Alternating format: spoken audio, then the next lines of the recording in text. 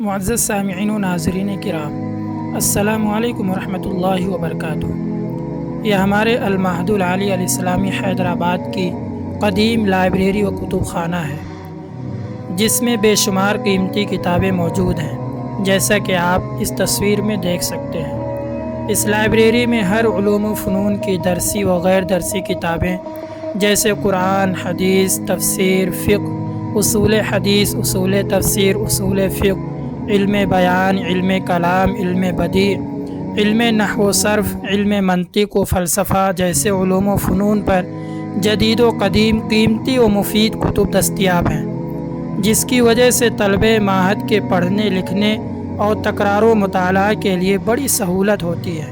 اور یہ لائبریری بعد نماز مغرب و عشاء اساتذہ کی نگرانی میں تمام طلبہ کے لیے کھولی جاتی ہے۔